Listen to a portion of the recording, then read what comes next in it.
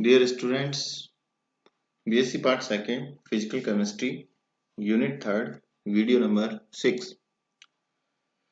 अब तक आपने वाटर सिस्टम या जल तंत्र के बारे में पढ़ा। आज हम कार्बन डाइऑक्साइड तंत्र के बारे में स्टडी करेंगे। कार्बन डाइऑक्साइड तंत्र का जो उदाहरण है वो भी वन कंपोनेंट सिस्टम के अंतर्गत ही अध्ययन किया जाता है, क्योंकि इसमें मुख्यतः कंपोनेंट एक ही होता है और वो है CO2, लेकिन उसकी प्रवस्थाएं अलग अलग हो सकती हैं। CO2 तीन प्रवस्थाओं में हमें मिलता है। CO2 ठोस, जिसको हम शुष्क बर्फ के नाम से जानते हैं, CO2 द्रव और CO2 गैस। जब हम इसके फेज डायग्राम या प्रवस्था आरेख की हम बात करते हैं तो प्रवस्था आरेख में हमें तीन महत्वपूर्ण भाग जो हैं दिखाई देते हैं। पहला है वक्र। वक्र है हमारे लिए OA, OB तथा OC एक चर तंत्र को प्रदर्शित करते हैं। दूसरा भाग जो इंपॉर्टेंट भाग है वो है वक्रों से घिरे हुए क्षेत्र। वक्रों से घिरे हुए क्षेत्र द्विचर तंत्र को प्रदर्शित करते हैं। जबकि तीसरा है त्रिक बिंदु। इनमें एक त्रिक बिंदु होता है। त्रिक बिंदु पर तीनों वक्र OA, OB तथा OC आकर के मिलते हैं और जिस बिंदु पर आकर के ये मिलता है उसे हम बिंदु O के नाम से जानते हैं। त्रिक बिंदु O अचर होता है, यानी कहने का मतलब है यदि हम ताप और दाब में से किसी भी एक चीज को परिवर्तित कर देते हैं तो तीनों प्रवस्थाएं ठोस, द्रव और गैस CO2 की जो है साम्य अवस्था में नहीं रहती हैं। अब हम बात करते हैं वक्रों की। वक्रों में सबसे पहला वक्र है OA। ये इस वक्र पर ठोस CO2 जिसे हम शुष्क बर्फ कहते हैं तथा वाष्प CO2 गैसीय अवस्था में जो CO2 गैस है, ये दोनों साम्य अवस्था में होती हैं। अतः इसे ठोस CO2 का ऊर्ध्वपातन वक्र या सब्लिमेशन कर्व कहते हैं। ऊर्ध्वपातन एक परिघटना है जिसके द्वारा कोई भी ठोस पदार्थ जो है सीधे ही गैसीय अवस्था में परिवर्तित हो जाता है। तो यदि CO2 हमारे पास ठोस अवस्था में है, जिसे हम शुष्क बर्फ कहते हैं, इसको यदि गर्म किया जाता है या टेम्परेचर दिया जाता है तो ये CO2 गैसीय अवस्था में परिवर्तित हो जाता है। द्रव अवस्था जो है प्रदर्शित नहीं होती है। लेकिन जब CO2 गैसीय अवस्था को ठंडा किया जाता है तो पुनः ये CO2 ठोस में परिवर्तित हो जाती है, लेकिन यह एक निश्चित ताप और दाब पर ही ऐसा हमें देखने को मिलता है। यहाँ पर यदि हम बात करें इस वक्र OA की हम बात करें तो वक्र OA पर हमें फेज दो देखने को मिलती हैं, एक CO2 ठोस और दूसरा CO2 गैस, और दोनों के बीच में साम्य अवस्था। तो फेज हमारी दो हो गई, लेकिन कंपोनेंट या घटक जो है हमारा एक होता है। जब हम इसको फेज रूल में अप्लाई करते हैं F = C - P + 2 तो हमें फेज की वैल्यू 1 प्राप्त होती है और यह तंत्र एक चर होता है। बिंदु S एक वायुमंडल पर CO2 का ऊर्ध्वपातन ताप -78 डिग्री सेल्सियस दर्शाता है। CO2 सॉलिड जो है का वाष्प दाब निम्न ताप पर भी बर्फ के वाष्प दाब से अधिक होता है। अब हम बात करते हैं वक्र OB की। यह वक्र द्रव वाष्प साम्य को प्रदर्शित करता है। CO2 लिक्विड को जब आप गर्म करते हैं तो CO2 गैस में कन्वर्ट होता है। अगर हम इस साम्य अवस्था की बात करें तो इसे हम द्रव CO2 का वाष्प दाब या वेपर प्रेशर कर्व कहेंगे। वक्र पर तंत्र एक चर है, दो प्रवस्थाएं जो है आपस में साम्य अवस्था में होती हैं। वक्र OB पर CO2 लिक्विड और CO2 गैस जो है साम्य अवस्था पर होती हैं। तीसरा, यदि हम इस पर बिंदु B पर हम क्रांतिक ताप 31.1 डिग्री सेल्सियस तथा क्रांतिक दाब 73 वायुमंडलीय होता है। तीसरी, यदि हम वक्र की बात करें वक्र OC, तो इस वक्र पर जो है ठोस और द्रव CO2 साम्य अवस्था में देखने को मिलती हैं। CO2 ठोस और CO2 लिक्विड। यह वक्र ठोस CO2 का गलन वक्र है, अतः यह वक्र भी एक चर होगा। यहाँ प्रवस्था दो हैं। यदि हम F C - P + 2 का मान रखेंगे, C का मान 1, P का मान 2, तो दोनों आपस में कैंसिल हो जाएंगी और F का मान 1 प्राप्त होगा, जिसको हम एक चर कहते हैं। इस वक्र का झुकाव जल तंत्र से दाईं ओर है। जल तंत्र में जो है यह झुकाव बाईं ओर देखने को मिलता था। ठीक है, जल तंत्र में यदि हम झुकाव देखते थे तो वो बाईं ओर देखने को मिलता है, जबकि हम CO2 के वक्र में जब हम बात करते हैं तो झुकाव जो है कौन से वक्र का, OC वक्र का दाईं ओर हमें देखने को मिलता है, क्योंकि CO2 लिक्विड का मोलर आयतन CO2 ठोस के मोलर आयतन से ज्यादा होता है।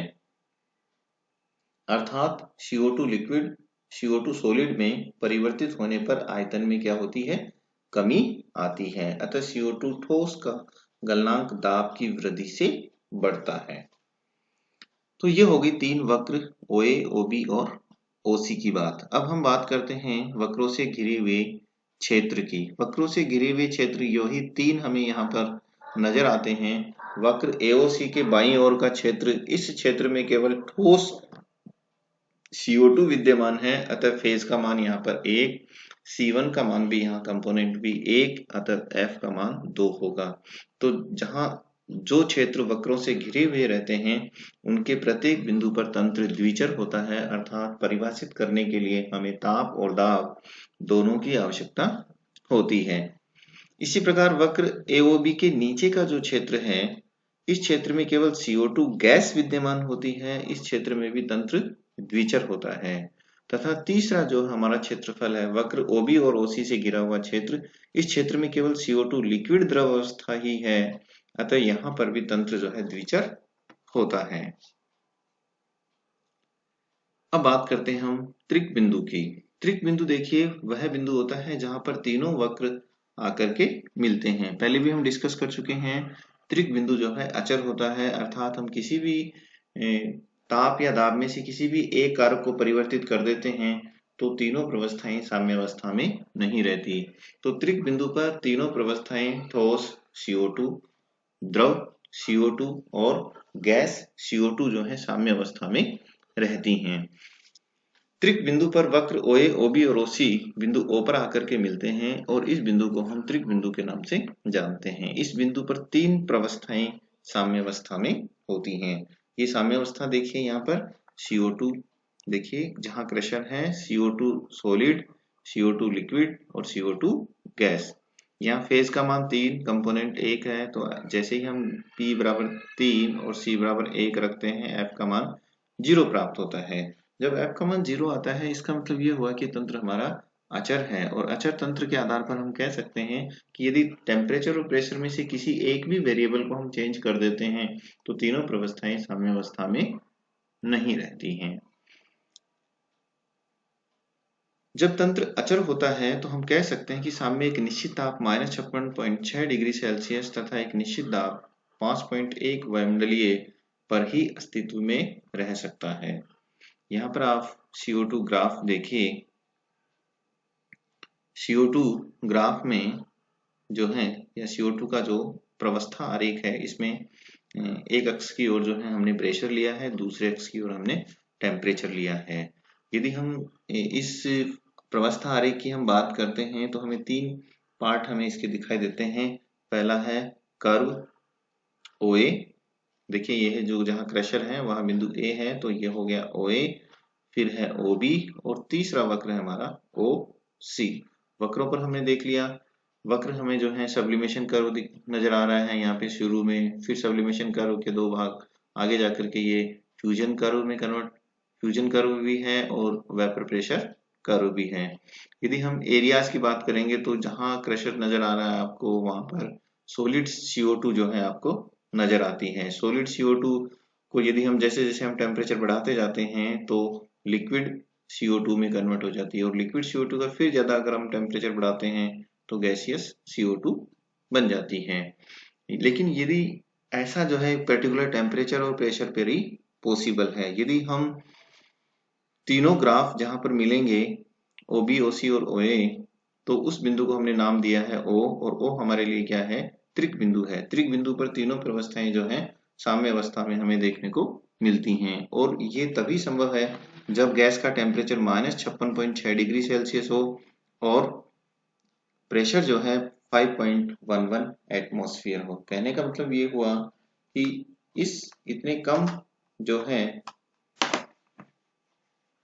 टेम्परेचर और प्रेशर पर ही गैस जो है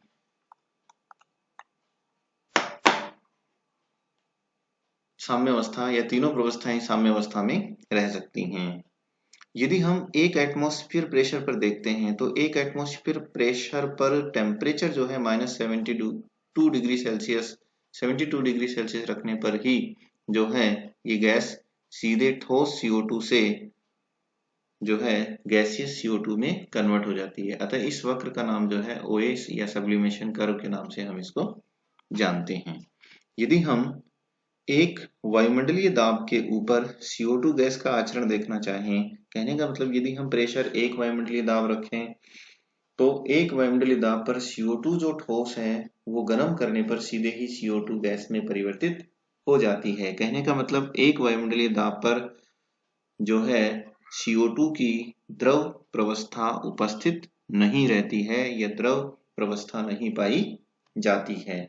CO2 ठोस को द्रव में परिवर्तित करने के लिए यदि हम उसको द्रव में परिवर्तित करना चाहें तो दाब 5.11 एटमॉस्फेयर से अधिक रखना होगा। कहने का मतलब यह है कि त्रिक बिंदु जिस प्रेशर और टेम्परेचर पर है, यदि हमें CO2 ठोस को CO2 लिक्विड में कन्वर्ट करना है तो 5.11 एटमॉस्फेयर प्रेशर से हमें ज्यादा प्रेशर रखना होगा और इस प्रेशर के अकॉर्डिंग हमें टेम्परेचर भी रखना होगा, तो ही हम सॉलिड जो CO2 है उसको हम लिक्विड CO2 में कन्वर्ट कर सकते हैं।